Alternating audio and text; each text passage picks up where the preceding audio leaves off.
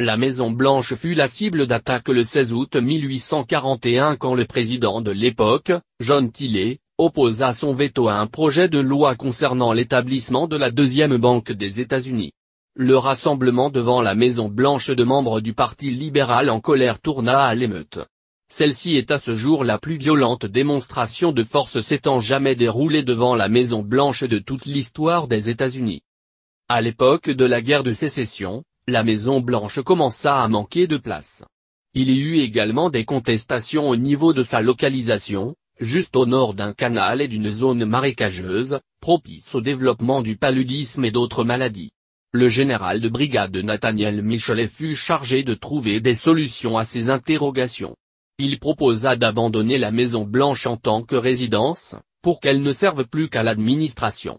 Il préconisa alors que la famille présidentielle s'installe sur un nouveau domaine, au parc de Meridian Hill, à Washington. Ce plan fut rejeté par le Congrès.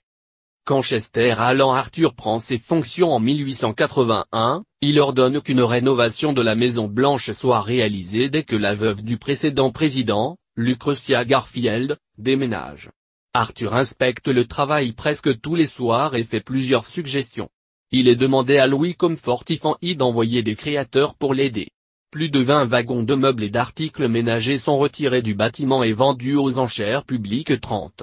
Seuls sont sauvés les portraits de John Adam et de Martin Van Buren 31.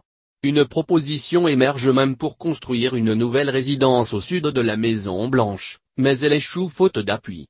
À l'automne 1882, les travaux effectués sur le couloir principal comprennent la teinte des murs couleur olive pâle avec des carrés de feuilles d'or et la décoration du plafond en or et argent avec des traceries colorées qui représentent les lettres USA. La Red Room est peinte en rouge sombre de Poméranie et son plafond est orné d'étoiles d'or, d'argent et de cuivre, ainsi que de bandes rouges, blancs et bleus.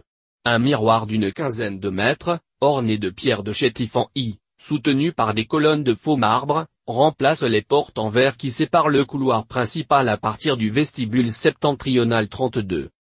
En 1891, la femme du président Benjamin Harrison, Caroline, proposa de construire des extensions à la Maison-Blanche, un aile national à l'est pour une galerie d'art historique et une aile pour les fonctions officielles à l'ouest.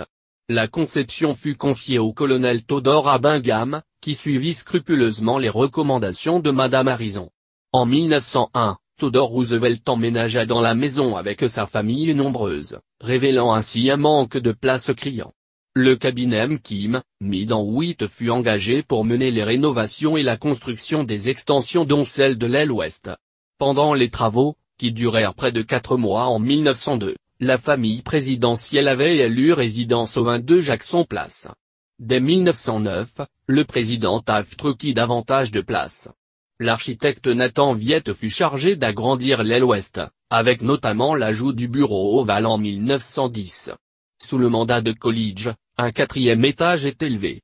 En 1942, pendant la Seconde Guerre mondiale et sous l'administration Roosevelt, l'aile et un bunker, Presidential Emergency Operation Santé, sont aménagés.